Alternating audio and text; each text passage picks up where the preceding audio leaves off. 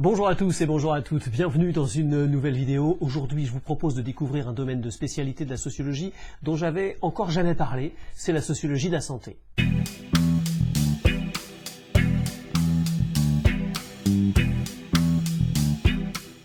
La sociologie de la santé s'intéresse à la médecine, aux pratiques de soins, mais aussi aux malades, aux professionnels de santé, aux entreprises de production de soins, etc.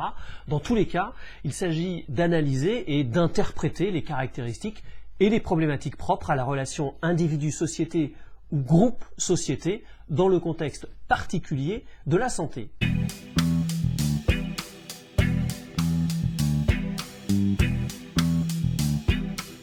Pendant longtemps, les questions de la maladie et de la santé ont été considérées sous l'angle exclusivement organique et donc relevant uniquement du registre médical ou biologique. Pourtant, ces questions-là ont évidemment leur part de social. La santé est une construction culturelle et sociale, la définition même de ce qu'est être en bonne santé, la place qu'on y accorde dans nos vies, les moyens qu'on y consacre, la manière dont on structure les systèmes de santé, tous ces aspects sont socialement déterminés.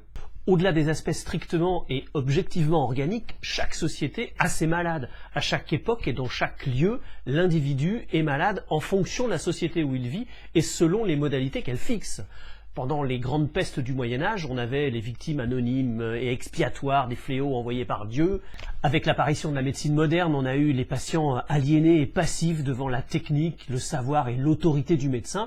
Et puis aujourd'hui, on voit apparaître, avec des groupes de malades chroniques, des individus pensants et responsables, capables de participer à la prise en charge de leur propre traitement. L'expérience de la maladie et le personnage du malade, le rôle du malade sont socialement construits et historiquement situés. Être malade, c'est un statut social. La santé, la maladie et même la mort apparaissent donc comme des constructions sociales. En 1965, Glaser et Strauss s'intéressent à la mort à l'hôpital, au travail avec les mourants et aux interactions avec les proches. Les deux chercheurs contribuent à définir une mort sociale distincte de la mort organique. Ils observent une grande diversité des expériences au seuil de la mort et l'existence de plusieurs niveaux de conscience, allant d'une conscience ouverte, où les différents acteurs, y compris le patient, ont conscience de la proximité de la mort et en tiennent compte dans les actes, jusqu'à une conscience fermée, où le sujet de la mort n'est même plus abordé.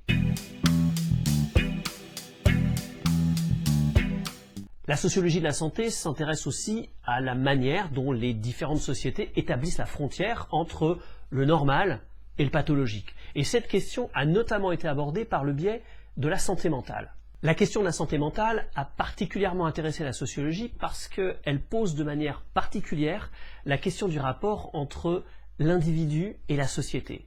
On a notamment pu montrer une grande variabilité dans l'espace et dans le temps de comportements jugés acceptables et de comportements jugés inacceptables. Comme le constate Georges Canguilhem, la distinction normale versus pathologique échappe à une délimitation parfaitement stricte et définie. S'il existe bien un état malade, il ne peut pas être élevé au niveau du concept et d'une généralité universelle et philosophique. La question à laquelle sont confrontées les sciences sociales, c'est: est-ce qu'il y a une identité entre le normal et le pathologique aux variations quantitatives près? Autrement dit, est-ce que le pathologique c'est du normal avec trop ou pas assez de quelque chose? Ou est-ce que, au contraire, le pathologique c'est un état d'une autre nature que le normal? En d'autres termes, dans ce cas-là, les individus souffrant de troubles mentaux seraient différents. Une autre piste ouverte par Georges Canguilhem qui est venue alimenter la réflexion sociologique, c'est de dire que le normal c'est quand l'individu arrive à maintenir son propre équilibre interne et l'équilibre avec son environnement. Autrement dit, dans ce cas-là, et toujours pour rester dans le registre de la santé mentale, on pourrait dire que on peut montrer des signes autistiques, psychotiques, névrotiques évidents, mais arriver à s'en accommoder au quotidien et évoluer dans un milieu qui les accepte et qui même éventuellement les valorise. On aura dans ce cas-là une vie normale. La santé mentale a aussi permis d'explorer d'autres sujets, l'analyse des facteurs sociaux et culturels de la maladie mentale, les représentations à l'égard de la folie et l'analyse de l'institution psychiatrique sont largement considérés comme des travaux pionniers en matière de sociologie de la santé. Sur cette question, Erving Goffman a ouvert de réelles perspectives dans une étude célèbre, je parle évidemment de Asile, son étude sur la condition sociale des malades mentaux et des reclus. Côté francophone, on peut aussi citer Michel Foucault avec, entre autres, ses travaux sur les anormaux. L'exemple de la psychiatrie est intéressant parce qu'il souligne bien les processus sociaux en jeu dans la définition de la normalité et de la déviance, mais aussi dans les rapports entre les individus, la communauté et la société.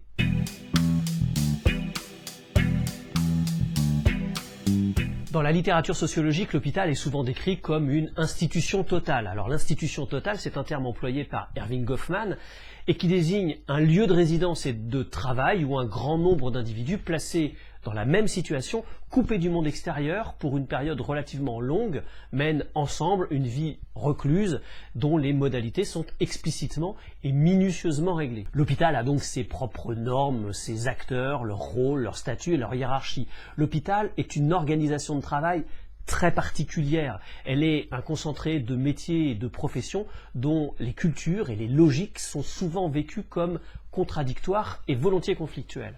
Et c'est cet aspect-là qui a intéressé Michel Crozier. Alors comme d'autres sociologues, il a décrit l'hôpital comme une véritable bureaucratie, c'est-à-dire, pour reprendre les termes de Max Weber, une forme d'organisation caractérisée par la prédominance de règles et de procédures appliquées de façon impersonnelle par des agents spécialisés. Ces agents appliquent les règles sans discuter les raisons qui les fondent, ils doivent faire preuve de neutralité et oublier leurs propres intérêts personnels au profit d'intérêt général. Alors bien entendu, cette définition décrit très succinctement un idéal type de la bureaucratie duquel chaque hôpital se rapproche plus ou moins.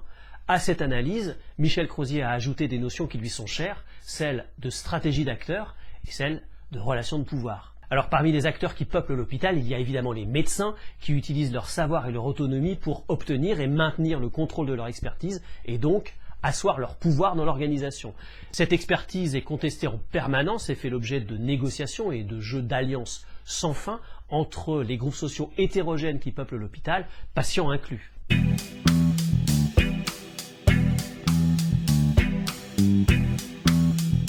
Talcott Parsons décrit la santé comme une des conditions requises du fonctionnement de tout système social. Pour lui, un haut niveau de maladie et un bas niveau de santé sont dysfonctionnels parce qu'ils empêchent la tenue des rôles sociaux. Toutes les organisations sociales ont donc porté une attention particulière sur les problématiques de santé et se sont attardées à en organiser la gestion. Dans nos sociétés occidentales contemporaines, l'intrusion continuelle de la médecine dans la vie quotidienne bouleverse en permanence nos comportements dits de santé, comme les régimes, l'exercice physique, la prévention des risques de maladie, etc.